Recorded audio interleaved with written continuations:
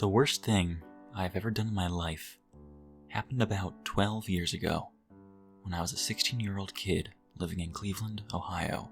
It was the early fall, when the leaves were just starting to turn orange, and the temperatures were starting to fall, hinting at the freezing chill that was only a few months away.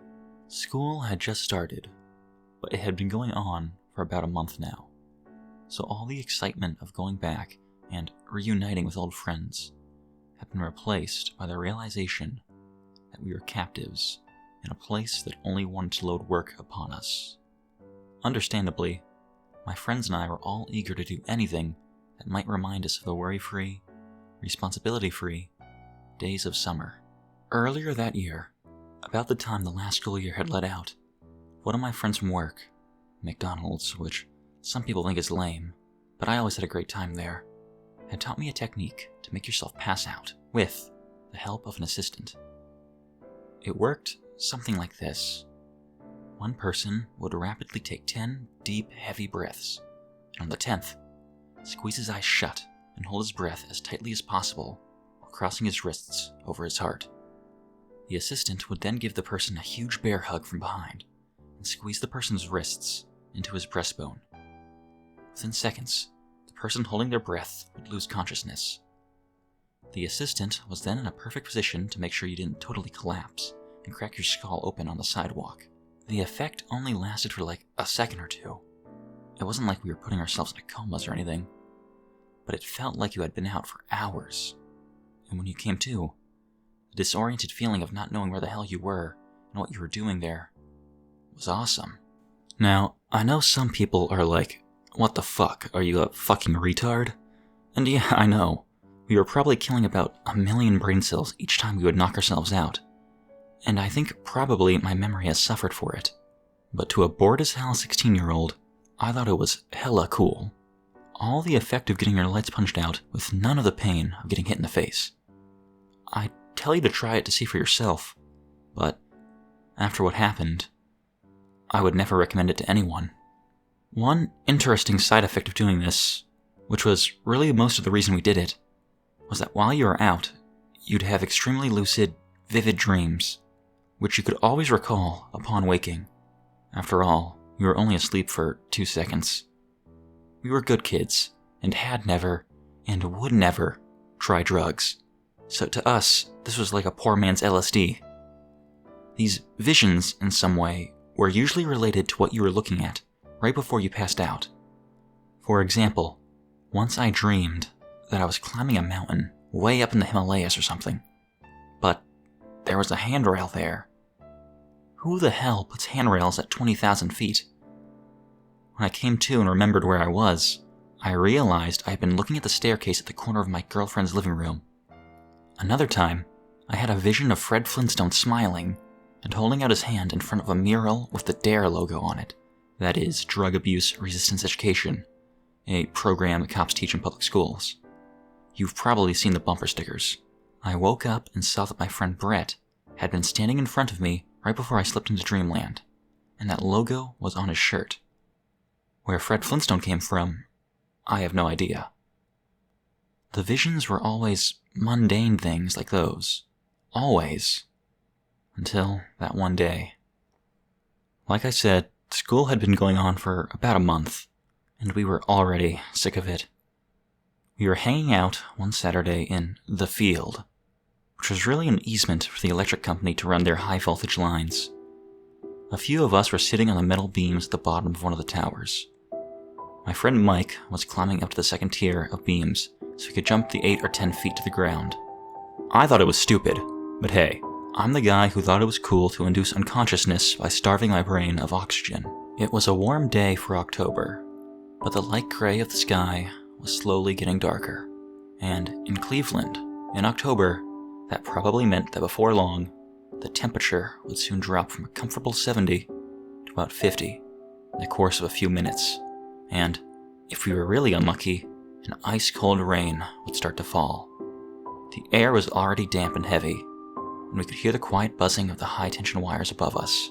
I sure as hell didn't want to spend the last few moments of a pleasant Saturday afternoon watching this dumbass climb partway up the high-tension tower, jump down, complain about how that one killed his feet, only to climb up and do the same thing over again.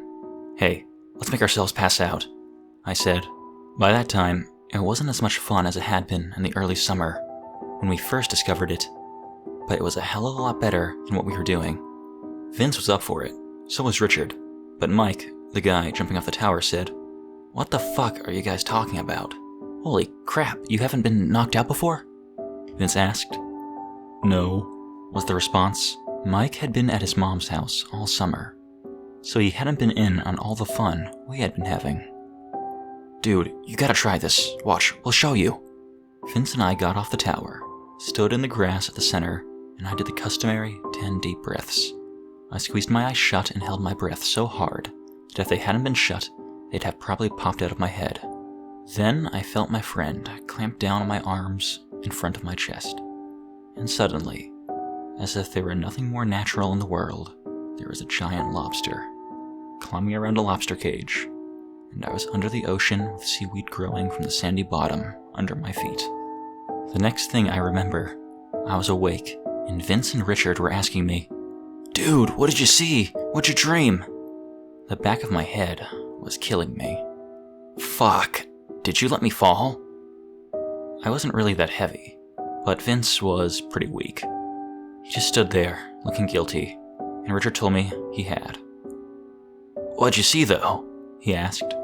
I rubbed my head and said it was a lobster. It was pinching Vince's head off with its claws. I turned to Mike, watching from the L-shaped beams above, and said, "See, it's fucking awesome." Whatever, I don't trust any of you enough to do that shit to me." "Come on, man, you gotta try it. It's no more dangerous than what you're doing right now. I promise I won't let you fall like this bitch did." He squinted in the way people do when they're trying to decide if what they're thinking of doing is worth the risk or trouble. He jumped down one last time, got up and said, "Fine, just once." If only he would have thought a little longer, or just flatly refused. He repeated the 10 deep breaths, with me as the assistant to make sure he didn't fall. He held his breath, and I helped him slip into that other place. It's something I've regretted ever since. And when I think back on all the things I wish I had done differently in my teenage years, girls I should have tried for, classes I should have tried harder in, all the things I should and shouldn't have done, putting him in that bear hug and squeezing him into unconsciousness is the thing I most regret. I felt the dead weight shift from his feet onto my chest, and he was a pretty big guy, but I made sure to let him down easy and not knock his head against the hard-packed dirt. Just as I laid him on the grass, he came back. He woke up screaming, "Fuck! Holy fuck! Get away! Get away! Get away!" He screamed as he leaped up to his feet and flailed his arms around his head. We all jumped back, afraid of being hit in his frenzy, but more afraid, so scared we almost shit our pants, of what we were seeing. After about 5 seconds, which is about twice the time it normally takes for a person to realize where they're at and remember what they were doing, he slowed down. Shit. Holy shit. He was breathing heavily, gasping deep breaths, and hunched over at the corner of the tower. It's a wonder that in his maddened state he didn't run right into the supports and knock himself out for real. He just stood there, bent over at the waist, then fell to his knees. With his back turned to us, he started rocking and wringing his hands and muttering to himself. "Holy mother of fuck," said Vince. "What the hell did you see?" But Mike didn't answer. We approached him slowly, and as we drew near, we could hear him quietly sobbing. In our macho world, that was normally a crime punishable by death. But at the time, of course, we didn't say a word. I reached out a hand to his shoulder, but as soon as I touched him, a touch so tentative and light that he shouldn't have been able to feel it, he shrieked and jumped away, clanging his back into the corner of the tower.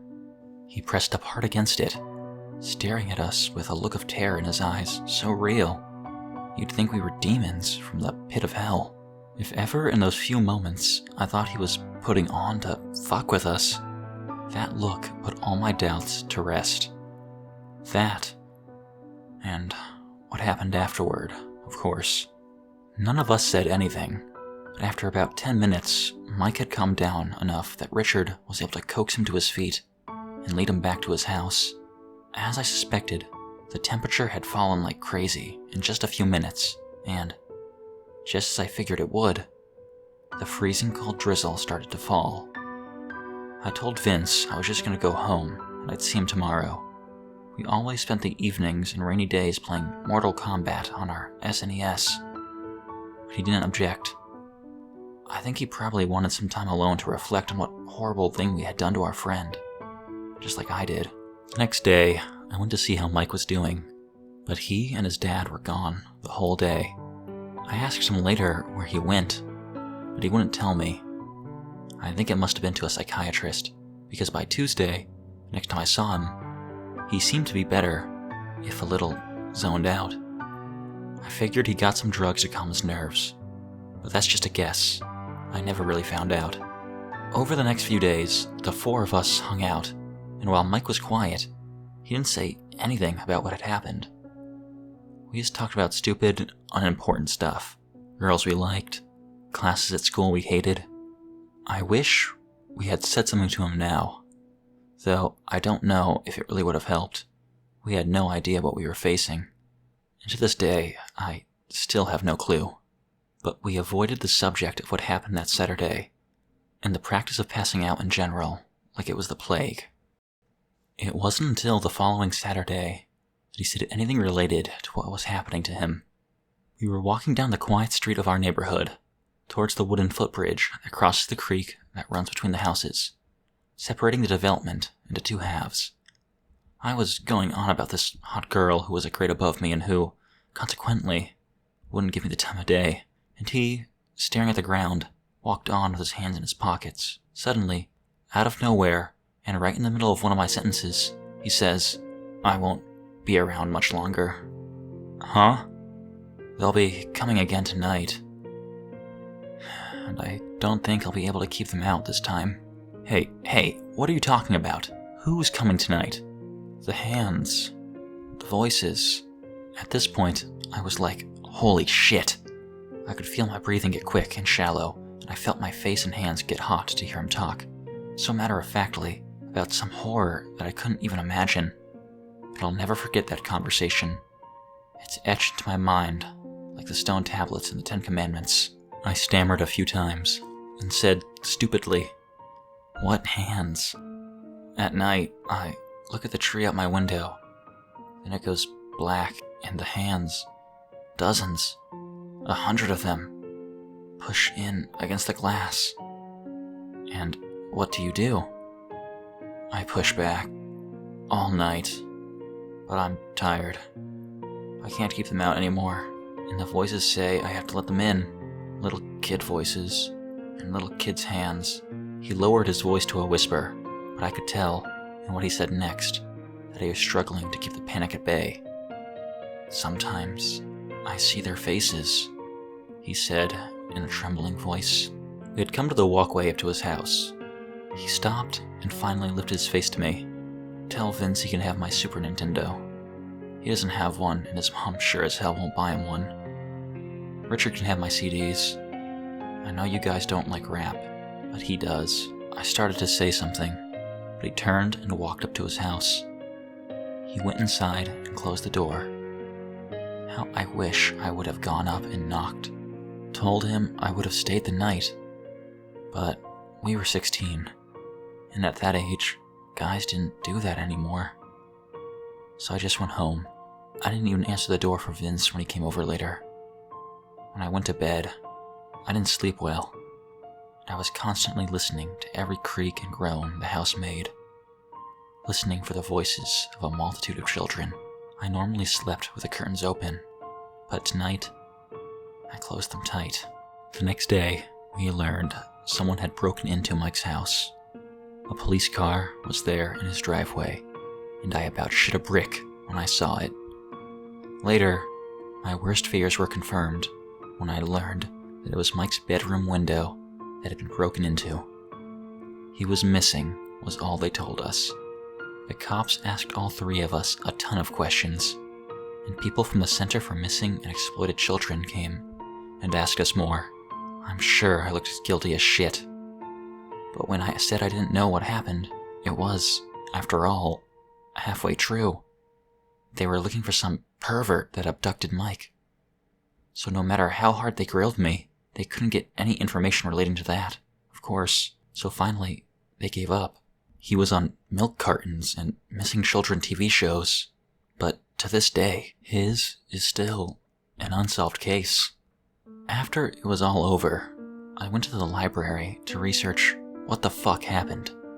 Because in those days, while the internet was a research tool, it was only for rocket scientists or people who could afford a $5,000 computer. I didn't find much. The closest thing that I think is related is something I only discovered later, in my junior class on world history. Apparently, Egyptian priests used to seal themselves in coffins for just long enough a time to almost die. They would then be resuscitated so they could relate the things they saw in the netherworld while dead to the other priests. I can only figure that perhaps the electricity in the air, or the weather, made Mike go under deeper than we had ever had, and gave him an experience something like what the Egyptian priests had. But Vince knocked me out too, in almost the same spot where Mike was standing when I did it to him. Could he have just been more receptive to the call of that other place? Or had knocking my head on the ground somehow jostled me free of their hold? I don't know, and I don't think I ever will. But sometimes, it still makes me shiver.